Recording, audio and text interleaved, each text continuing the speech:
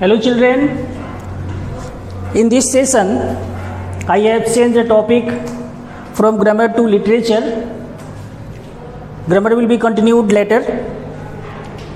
In this present session I am going to talk about a very philosophical poem written by John Berryman. This poem describes the suffering of a child, how the child was happy while he was playing with the ball. As soon as his ball was lost, he became upset. As we know, according to William Shakespeare, the world is nothing but a stage. The world is a stage for us, and all human beings are only actor or actresses. We have different role to perform, and after we have our exit, we have our disappearance from the scene. The present poem, the ball poem, teaches a very important lesson in life, and that lesson is the art of surviving after losing something. Everyone has to lose. It is an ultimate fact. Nothing is permanent, everything is perishable, destroyable. So, the meaning of the ball would be of different. The ball, according to John Berryman, represents all the things which human beings have. The ball means whatever the thing human beings have got from this nature, from their relatives or from the world. Means this ball can be the possession things, TV, fridge, mobile, even our relatives, parents, children, brothers, sisters, everything which we have, these are balls. This is the philosophical meaning behind this poem. But as for the exam purpose, you must focus about the simple meaning, which is a ball which might be made up of plastic, rubber, whatever the material is may be used for that ball. For simple and clear meaning, you have to understand that it is a symbolic one. The ball is a symbolic thing which represents all the possessions. Actually, the theme of this poem is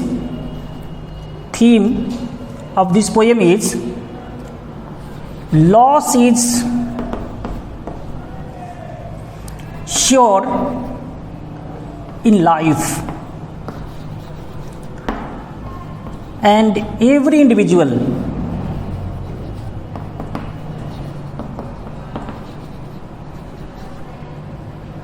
has to face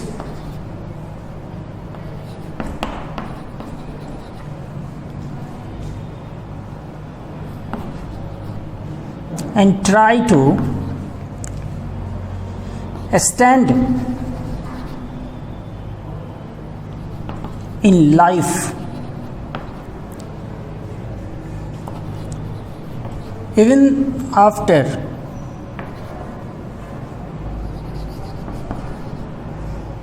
such loss.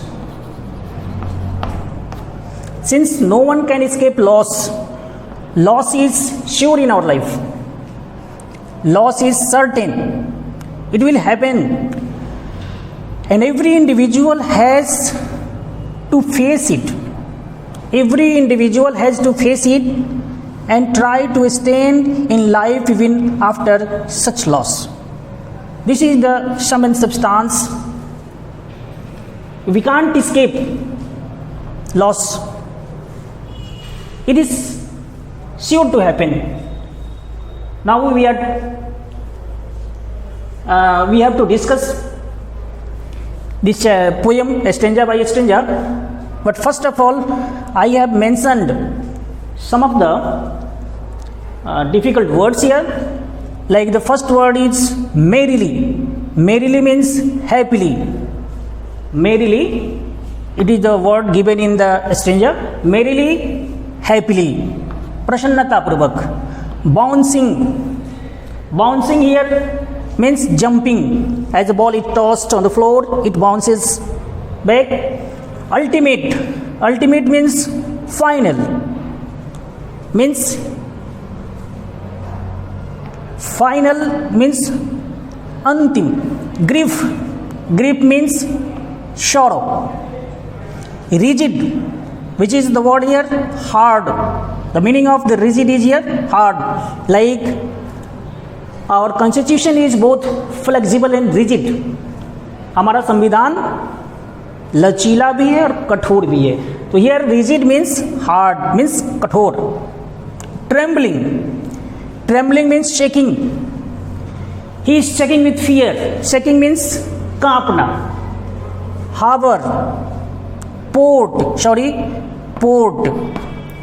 Port like seaport. Intrude. Enter forcibly. It is used here in the sense of interference. Intrude means enter forcibly. Dime.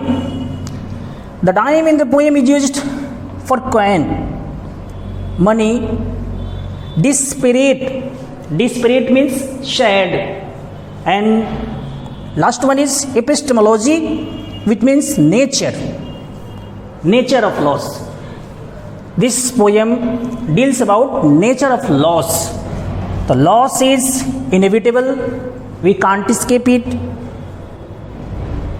Anyhow, any man, any individual has to face such type of loss, and he understands how to stand up, how to face such challenges in life. Now, let us discuss the meaning of each and every stanza as given in the text. The first stanza says, what is the boy now who has lost his ball? What is the boy now who has lost his ball? What he is to do? I saw it go merrily bouncing down the street, and then merrily over there it is in the water. This first stanza, what is the boy now? Means what will happen to the boy? The boy who has lost his ball, what will happen to him? Because he has faced a loss. The boy was very happy. He had the ball with him. But what will happen to him when he has lost his ball? Since the ball was with him, he was playing happily, he was merrily bouncing the ball. And now that the ball has gone to the pool, it has become beyond his reach. He can't get it back. And that's why the ball is lost and the child is upset. So what will happen to him? What will happen to him? The poet notices that the child who has lost the ball was earlier very happy, and now that the ball is beyond his reach, the ball has gone to water, he has no means to get it back. He can't bring it back. No one can help him to do so. The poet also thinks that he should give him support, but he feels it would be not good. He thinks that, now I am going to read the stanza. No use to say, oh, there are other balls. An ultimate shaking grip fixes the boy. As he stands rigid, trembling, staring down all his young days into the harbor where his ball went. No used to say, oh, there are other balls. This is very significant line. No use to say there are other balls. The poet thinks that the boy is suffering because he has lost his ball. The ball is very valuable thing for him. He had been very happy playing with that ball. But now, as he has lost it, he should offer the child, he should offer the boy that there are other balls. He should not feel much sorry, he should not feel much upset to see the lost ball, because there might be other balls. He could get another ball instead. The poet thinks that it is of no use to say, it is of no use to convince the child about the other ball, because no other balls could replace the ball the child had lost. With the ball the child was playing earlier, his emotions were attached, his feelings were attached.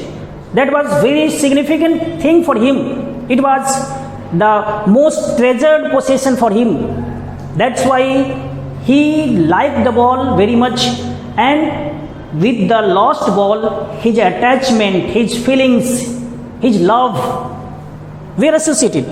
These things were associated with the ball, and that is why the poet thinks there are no other balls. No use to say there are other balls, because all other balls of the world could not be equal to that ball. Suppose any human being has lost very precious thing.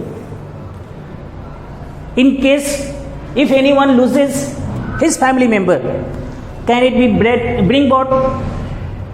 We can't bring a lost man back into life. Likewise, the poet thinks that it is of no use to convince the child about the lost ball. He thinks that the child is learning. He is learning well behind his disparate eyes, and he should not be offered for another ball, because no other ball could be equal. He also thinks that the child should not be given the offer for dime. Dime refers to a coin here. Yeah, dime is used here for coin. The child should not be given the offer for a coin, means for money, because money cannot buy such things like love, compassion, attachment, feelings. These things can't be bought from the market. Such things are very valuable things. The attachment, the affection, the love, these things are very valuable things, and which cannot be brought from the market, cannot be brought and cannot be bought. So the poet thinks that it is of no use to convince the child about the ball which he has lost, and that's why the child is very rigid. He notices that the child is standing at the water source where his ball is lost, and he is very much trembling with fear. He is very upset. He is thinking nothing, only all the memories of his childhood seems to recalling his mind. He is thinking how he had got the ball, how he used to play with his friends, and now that the ball is in the water, he feels very much upset, because he is remembering all his past emotions, past feelings are coming to his mind. That's why he is trembling there. His young days, means the memories of his past time when he had the ball, comes to his mind alive, and that's why the child is very much disturbed. Now, in the next stanza, the poet describes, I would not intrude on him. I would not intrude on him. A dime, another ball is worthless. Now he senses his first responsibility in a world of possession. Let us discuss. These are three important things here. As I have already mentioned, the poet did not want to intrude. Intrude means interfere. Here interfere, enter forcibly. The poet did not want to enter in the grief situation of the child, because the child was very much upset. He was trembling with loss. He could not understand what will happen to him. That's why the poet did not want to interfere in his situation, enter forcibly into his situation. He thought that to give money, to give the child an offer of money or another ball would be worthless, because money is used only for buying the things, material things. Which type of things can be bought? Only material things. The material things can give us pleasure, can give us comfort for a short while, but the attachment, feeling, affection, these are the things which give us internal beauty. These give us internal support. Since the child was internally attached with the ball, that's why another ball or offer of money was worthless to the child, as it was thought by the poet John Berryman. Now he thought that the child should not be given such type of offer, because he had got a very good thing. He had got a chance to understand his responsibility in the world of possession. In the world of possession means in the world of materialism. In this world, the more one has, the more one wants. Everyone has mania. And that's why people with much resources want to increase their resource. Those who have 1,000 in the bank accounts want to get it double, and those who have crores want to add another crore. Likewise, the more one has, the more one wants. No one is satisfied. This is the world of materialism. So in the world of possession, the poet thinks that offering the child about the money, offering the child about another ball is of no use. So it would be better for the child to understand his responsibility. What responsibility? The responsibility to face the challenges, to face loss, and to stand after losing something. This is the responsibility the child is learning. What is the child learning? The child is learning the loss. He is facing a loss, great loss, because the ball was very much attached with him. His emotions were attached with the ball, and the child was emotionally attached. He did not want the ball to be lost. First time he had lost something, and that's why he was learning a very great message from life, the message of life, and that message he was learning was how to face the loss, how to stand after losing something. So the poet thought that it would be better for the child to do that. It would be helpful for him. He thinks that people will take balls will be lost always, like the little child had lost. Everyone gets many things in life, but nothing remains forever with him. Everything passes on after passage of time. Like the ball was received by the child at his childhood, and now he has lost it. Like everyone gets something in his life, and that thing is lost. Since money is external, so the boy will not get such satisfaction, such love and affection which he had with that ball he had lost. So the poet felt that instead of interfering in the situation, desperate situation, unhappy situation, sorrow situation of the child, the poet thought that it would be better for him to let him learn the valuable nature, valuable message, and what he thought that he was learning behind his desperate eyes. Desperate eyes refers to the sorrowful eyes. The child was grieved. He was suffering from loss. He had lost his ball. That's why in his desperate eyes, he was learning the epistemology of loss. Epistemology means nature of loss. I have written the meaning of epistemology here, the nature of loss. He is also learning how to stand up, knowing what every man must one day know, and most know many days how to stand up. This is the universal message. If the child is learning what everyone must know, everyone has to learn it, that meeting and parting is the term and condition. Arrival and departure is sure to happen in life. What we have today will be lost tomorrow.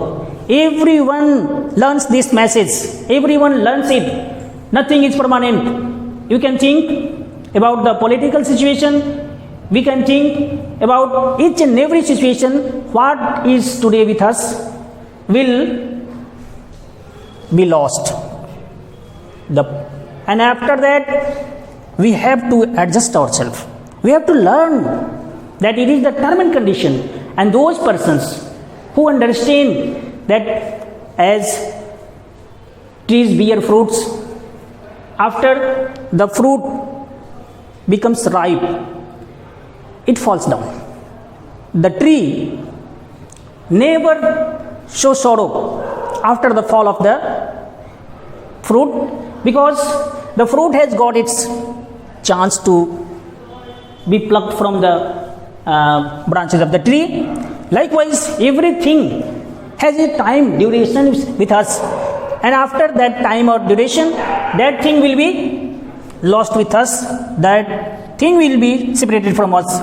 We have to understand this very clear message, that how we should face the challenges, how we should face our loss, and after losing something, we should understand how to stand up, how to start our journey furthermore. Because if we have lost something, if one door is shut for us, another door is always open. But we human beings are so much depressed at our situation that we never think the next door which is open for us.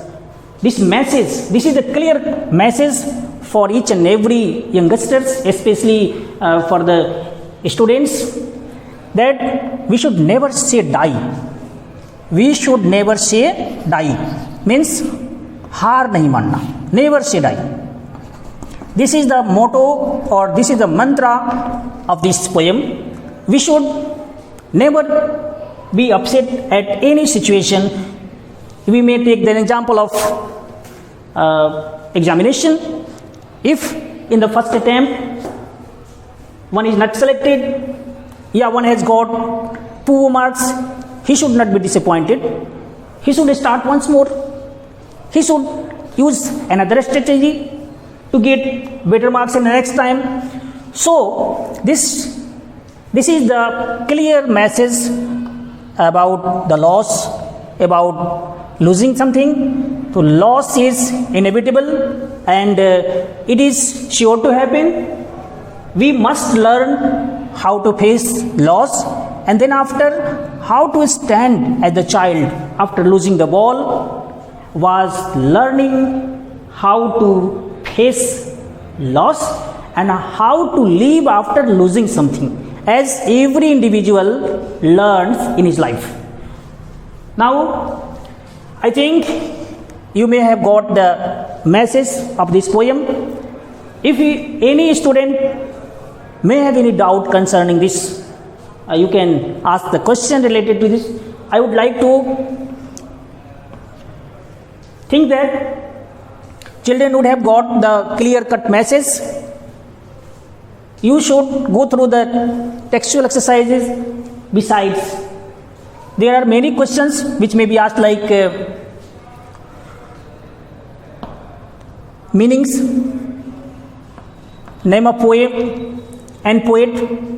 You might have been given stanzas, and on the base of the stanzas, short questions which ought to be answered in one word or one sentence, like from which poem the given line is taken, the extract has been taken, find out the meaning of grief, write the meaning of grief, dime. So these words would help you to solve such questions.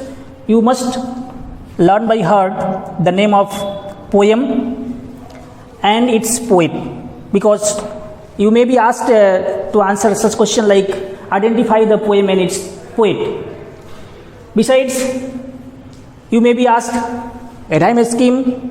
If the stanza has rhyme scheme, you have to write the rhyme scheme, and other questions like the theme. If the theme and message like questions are asked, such questions should be written in 30 to 40 words. So, I think this poem, the Ball poem by John Berryman, is concluded. Thank you very much.